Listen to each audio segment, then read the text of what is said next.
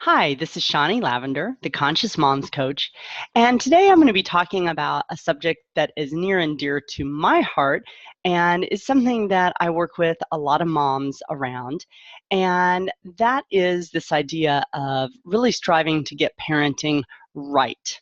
Now, right, I may put it in air quotes the whole time. My hands may not want to do it every time, but I'm putting it in quotes because it's a subjective thing, right? Getting it right. Well, what does that mean? So on and so forth. I want to talk though about that idea that many of us, especially those of us who are striving to parent in a conscious, mindful, intentional way, are often, without even knowing it, drawn into. So again, this real drive to get parenting right, to be a good mom, it's that kind of feel. And so if you're out there and you're thinking, oh yeah, I want to get parenting right, and I want to do the right thing, and I want to, do right by my kids and things like that, then this is for you. So those of you that know me, or have watched some of my videos before, one of my challenges that I brought into motherhood with me is that I come from a background where perfection was highly valued, and also people pleasing. So I call myself a recovering people pleaser and recovering perfectionist.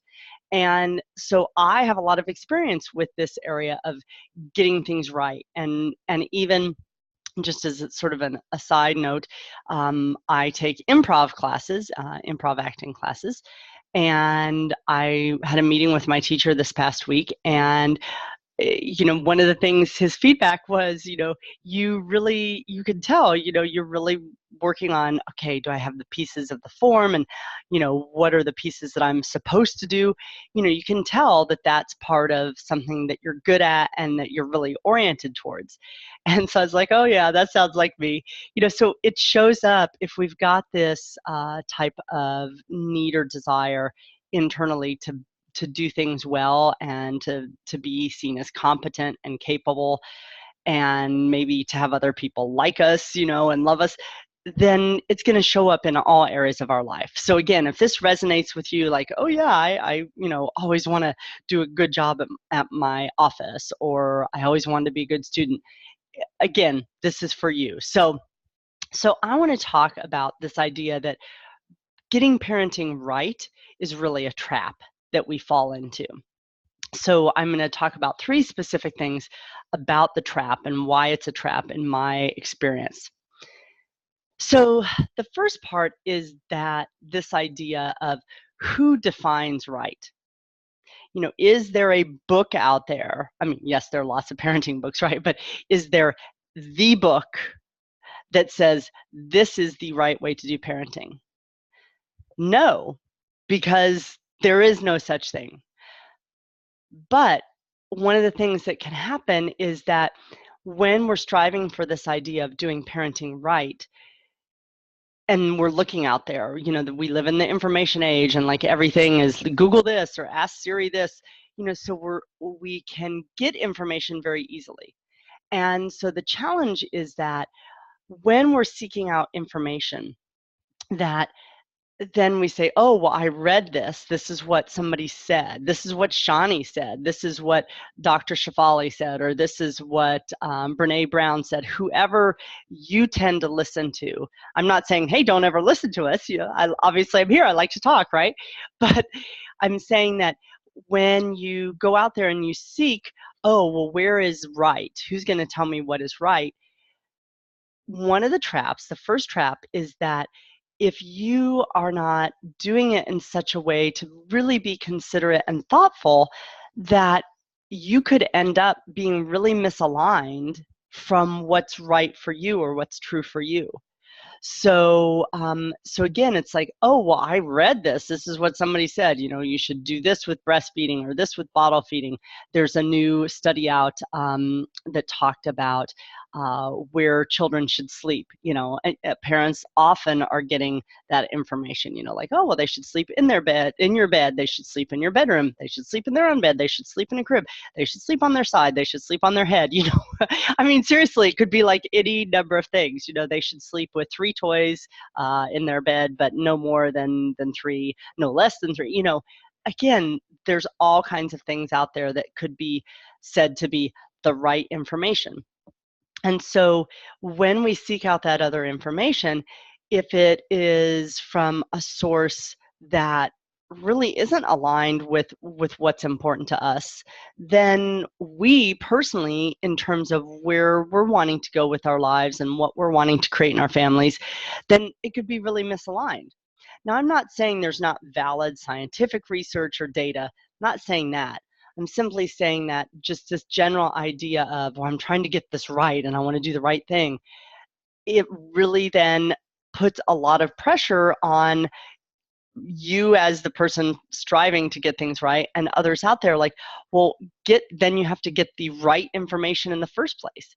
And so then that can be this ongoing search, and you can really, some people, I see this with some of my clients, it's like, oh, I've tried these 27 methods and this and that, and it's like, wow, no wonder you feel overwhelmed, because there is this part that's just always searching, and I've got to find the right thing.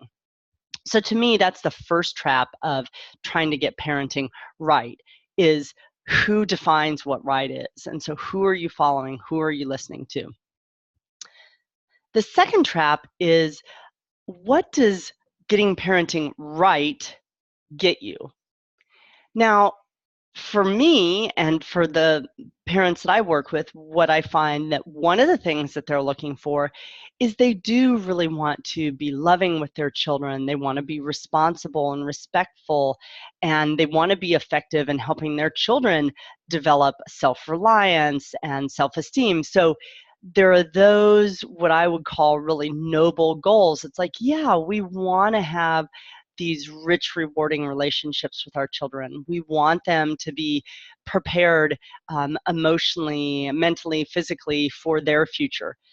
So those are some things that this search can empower us with, right? It's like, oh yes, this is wonderful what I get from attempting to do parenting right. The challenge, I think, is that that's often not what's actually sort of underneath our striving to get things right.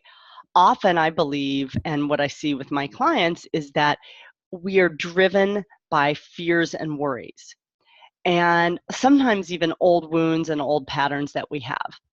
So for instance, it's like, oh yeah, I want to have this kind of connected relationship with my child. Well, if that's our intention, and that was solely our intention, I would say, yay, wonderful. Okay, then read research and learn about attachment theory and things like that.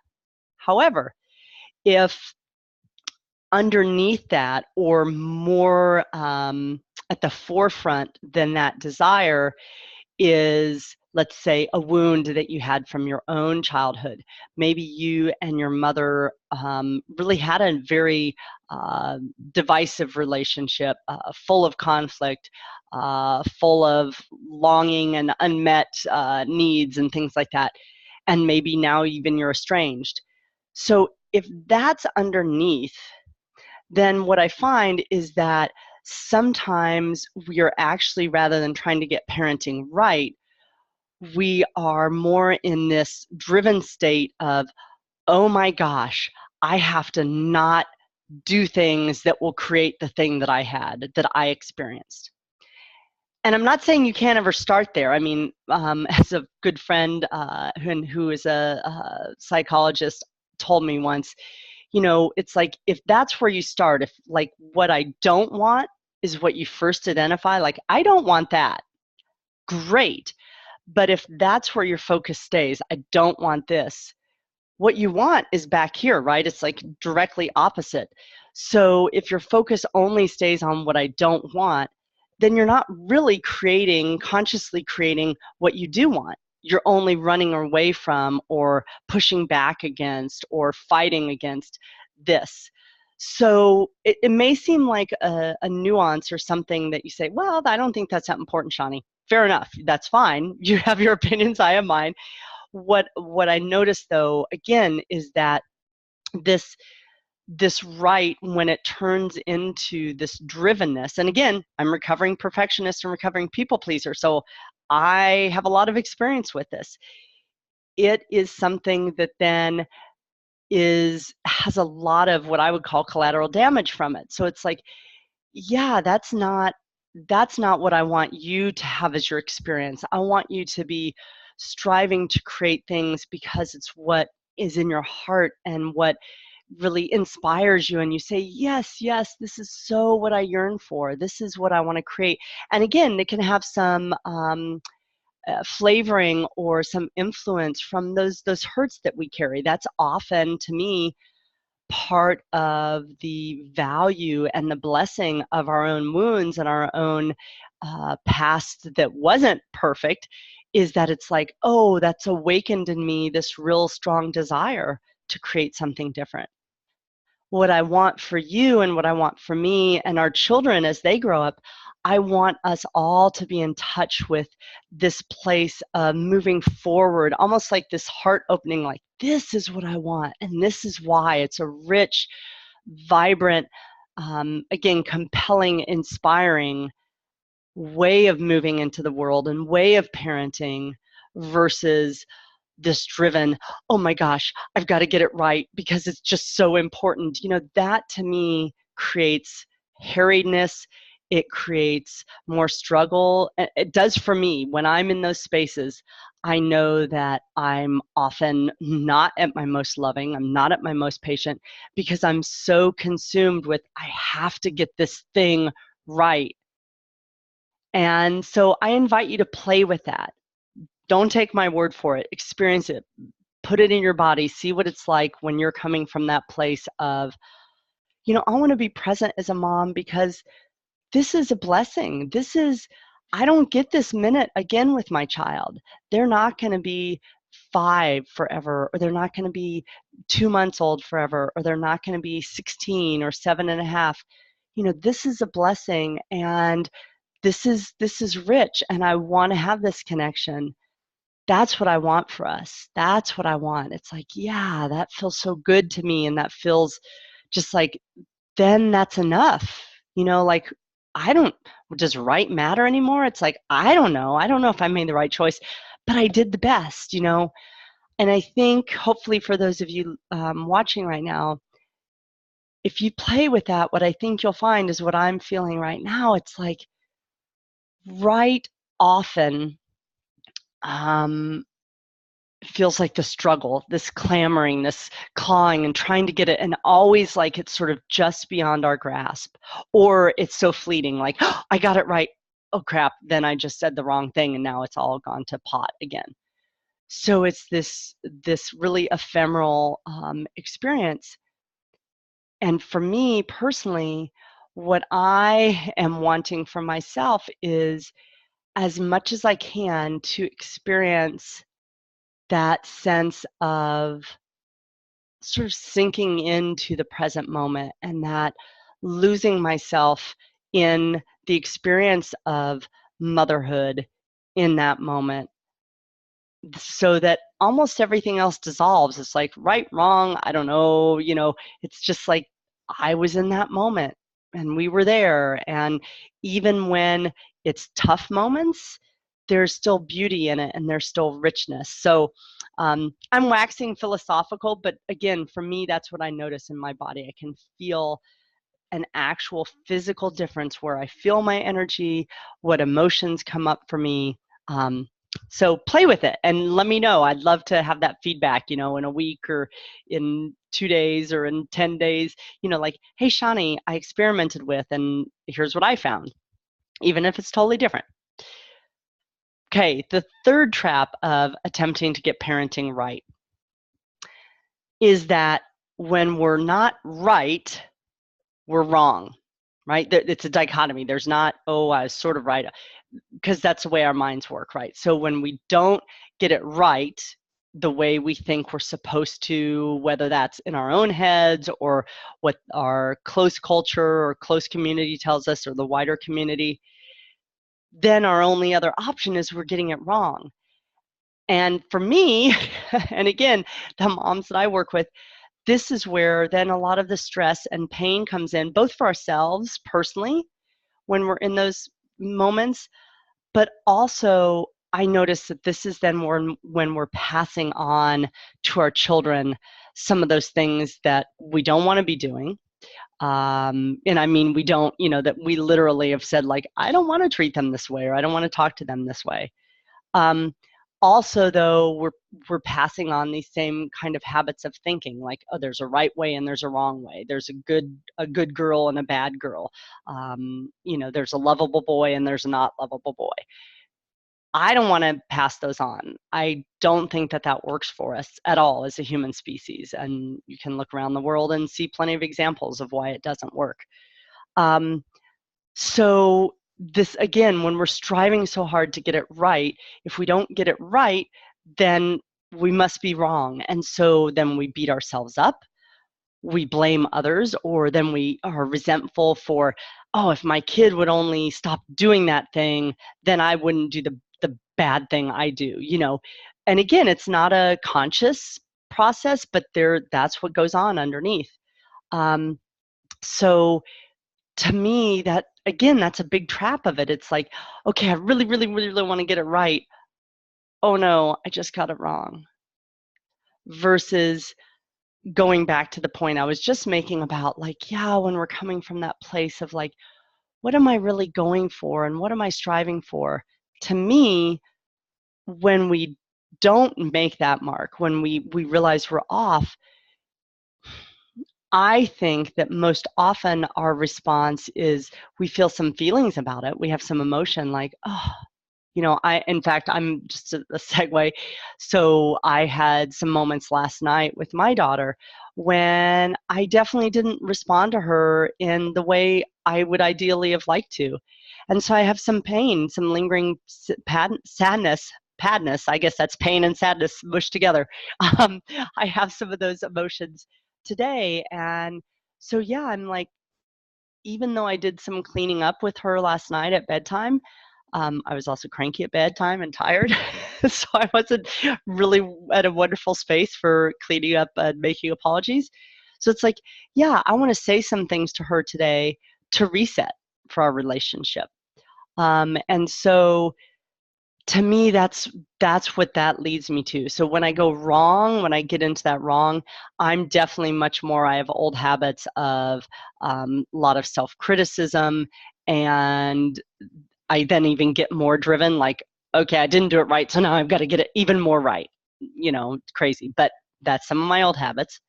So rather than doing that, which I don't think serves me, if there's no right, there certainly can't be a more right.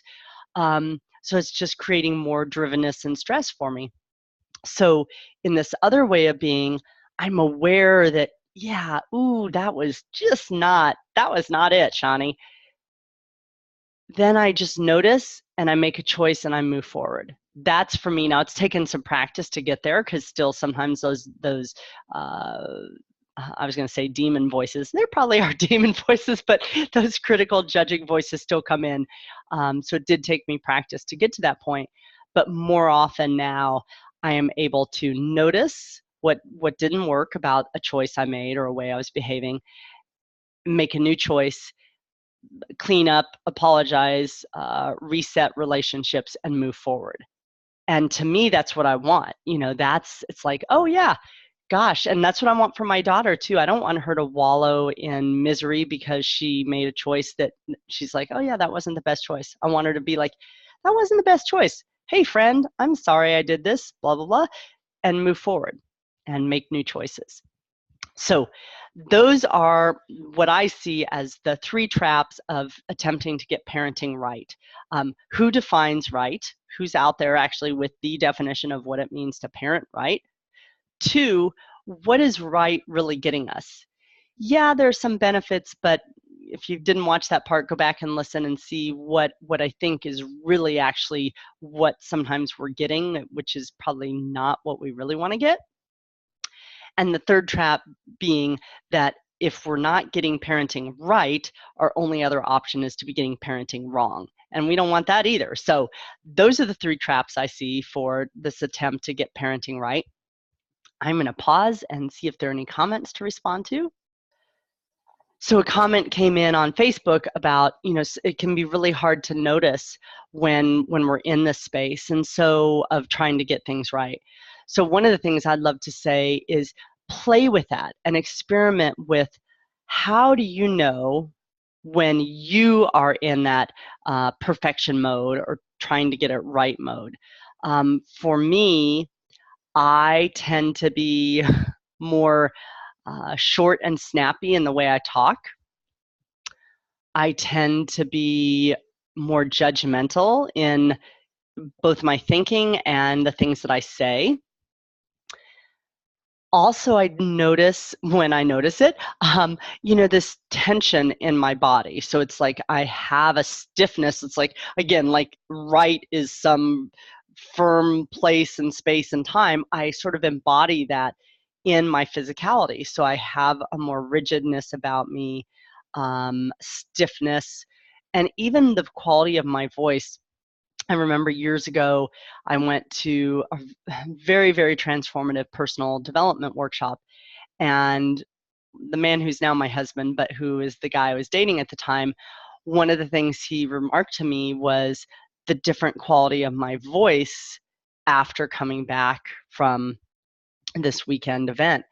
And subsequently, when I've done events like that, I've noticed that. It's like, yeah, when I'm coming from a place of solidness in myself, a sense of assurance that while I may not be doing things right, I'm doing things in a way that feel right in my body and feel connecting and nurturing and nourishing, that there is a way that I speak. There's a rate of speech, a pace at which I speak. So I don't know what your clues and what your signals will be. I invite you though to play with that, because it's not like we have a car dashboard for us that we can say, oh, there's a red light on that says you're in, right gear right now, and maybe you want to ease off. We don't have that, but we all do have our signals that we make when we're in that place of drivenness and striving. So yeah, play with that. And I'd love to hear, if others of you know what some of your signs and signals are, share them with each other, because this is, part of, we are all on this journey, and let's learn with each other and say, oh yeah, that's me, or that clued me into something I do as well. So please feel free to share those ideas with each other. So I hope these ideas and these invitations to experiment are going to be helpful for you, and I really do invite you to experiment. Again, I believe I have a lot of wisdom and insights and experience to share, and try them on for yourself. So see how it works in your life, see what you notice. And as always, if you want to interact with me, feel free to engage via YouTube comments or via Facebook comments, and I do my best to respond. Also, if you want to be engaged in more conversations like this, you can find lots of videos on my Facebook page, Shonnie Lavender Parent Coaching. You can also find my YouTube channel. Some of you are already there watching this, but I have a YouTube channel as well with I think there's about 50 videos there now. So check that out. You can subscribe. Also, I have a Facebook group called the Conscious Moms Circle, and that's a place where we've got 3,400, 3,500 members from around the world, and we support each other in living our life as consciously as possible and seeing these kinds of things that get in our way of having the kind of relationships we want with our children, our spouses, ourselves. So look us up there and feel free to join the Conscious Mom Circle. I am here most Thursdays doing this kind of conversation. So if you found this inspiring or supportive or just interesting and you want to join us again, check me out, subscribe to the live notifications so you'll know when I'm on. My name is Shonnie Lavender. I'm the Conscious Moms Coach, and thanks for spending this time with me today. And I look forward to hearing about what you're finding in your own quests to be a conscious parent, and especially related to this concept that we talked about today of striving to get parenting right. Thanks so much. Have a great day, everybody.